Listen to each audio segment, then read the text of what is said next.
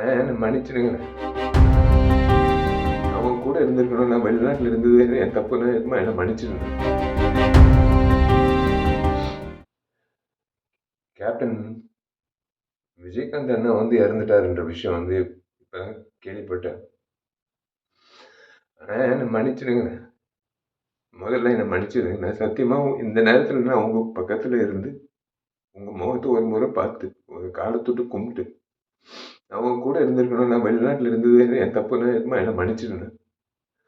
ஏன்னா நான் வந்து நல்லது செய்யறது வந்து சாதாரண விஷயம் இல்லை. எங்களை மாதிரி ஆளுங்க நல்லது செய்யறது சாதாரண விஷயம் இல்லை. எங்கேயோ ஒரு ஒரு யாரோ யார்கிட்டயும் இந்த ஒரு கத்துக்கிட்டு இருந்திருக்கணும். அது நான் உங்ககிட்ட நான் கத்துக்கிட்டேன். சத்தியமா சொல்றேன். ஏன்னா உங்க அலுவலகத்துல வந்து கிட்டத்தட்ட 20 வருஷம் முன்னாடி நான் கேள்விப்பட்டிருக்கேன். நான் நிறைய பேர் சொன்னது நான் கேட்டிருக்கேன். உங்க அலுவலகத்துக்கு யாராவது பசியோட வந்தா நீங்க வந்து சோறு போட்டு அனுப்புவீங்க.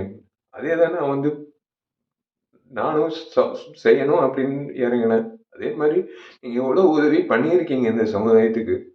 இன்னைக்கு வந்து ஒரு அரசியல்வாதியோ ஒரு ஒரு நடிகர் சங்க முன்னாள் தலைவரோ இழந்ததை விட ஒரு நல்ல மனிதர் இழந்ததுதான் என்னால ஜீரணிக்க முடியலன்னு.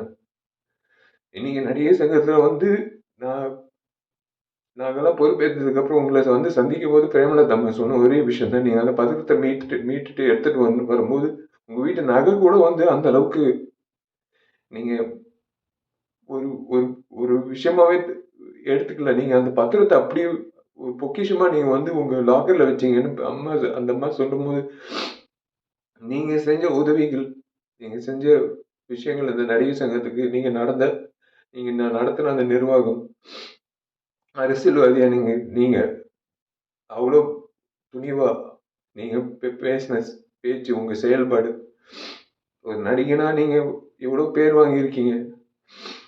ஆனா ஒரு மனிதரா பேர் வாங்குறது சாதாரண விஷயம் இல்லை. சில நபர்கள் தான் ஒரு மனிதரா நீண்ட நாட்கள் அந்த பேர் நீடிக்கும். அந்த அந்த வகையில நீங்க இருக்கீங்க. மன்னிச்சிருங்க. உண்மையிலே நான் சத்தியமா சொல்றேன். இன்னைக்கு நான் உங்க பக்கத்துல இருந்திருக்கணும்.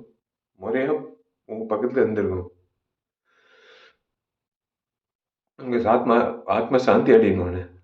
நீங்க நீங்க நல்லா இருக்கணும். சத்தியமா உங்க பேர்ல நான் கண்டிப்பா வந்து உங்க பேர்ல நான் கண்டிப்பா வந்து மேற்கொண்டு நல்லது பண்ணணும்னு இன்னும் தோணுதுன்னு. அவ்வளவுதான். வேற ஒண்ணும் சொல்ல முடியல. உங்களுக்கு நான் பண்ண வேண்டிய ஒரு விஷயம் இதுதான் நான் நினைக்கிறேன்.